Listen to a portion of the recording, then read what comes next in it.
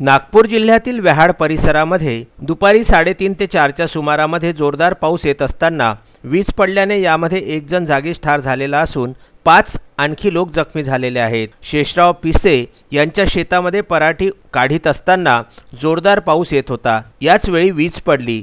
शेतात काम करीत असलेल्या लोकांवरती ही वीज पडली। यामध्ये गिरीश संभाजी पोहरकर वय वर्ष 32 राहणार समुद्रपूर जिल्हा वर्धा हल्ली मुक्काम व्याहाड हा व्यक्ती खाजगी कंपनीत काम करीत होता। सुट्टी असल्याने तो शेतात कामाला गेला होता। इक्बाल शेख वय वर्ष 26 गजेंद्र भलावी वय वर्ष 35 खुशाल बेलखोडे वय वर्ष 28 विजय नागोराव क्षीरसागर वय वर्ष 40 परवेज खान पठाण वय वर्ष 45 हे सर्व राहणार व्याहाड येथील जखमी झालेले आहे। सर्वप्रथम गावातील लोकांनी प्राथमिक आरोग्य केंद्र व्याहाड येथे उपचारासाठी आणले होते।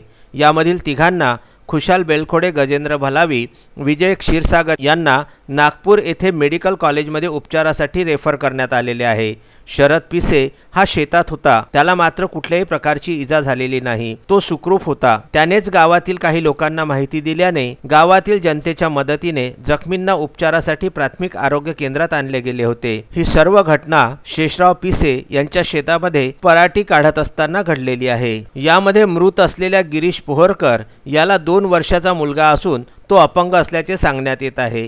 हिंगणा पोलीस स्टेशन अंतर्गत येणाऱ्या व्याहाड येथे ही घटना घडली असून पोलिसांना घटनेची माहिती मिळताच वरिष्ठ पोलीस निरीक्षक सारिन दुर्गे व उपनिरीक्षक विनोद नरवाडे, पोलीस हवालदार नितीन खोबे, कमलेश ठाकरे, विशाल तोंडासे घटनास्थळी जखमींची विचारपूस केलेली असून पुढील तपास विशाल तोंडासे हे करीत आहे। जिल्हा परिषद नागपूर येथील अर्थ व शिक्षण सभापती भारती पाटील यांनी रुग्णांची भेट घेऊन त्यांची विचारपूस केली। बाकी जखमींवरती प्राथमिक आरोग्य केंद्र व्याहाड येथे उपचार सुरू आहेत। नागपूर येथून विदर्भ न्यूज करिता जितेंद्र उके यांचा वृत्तांत।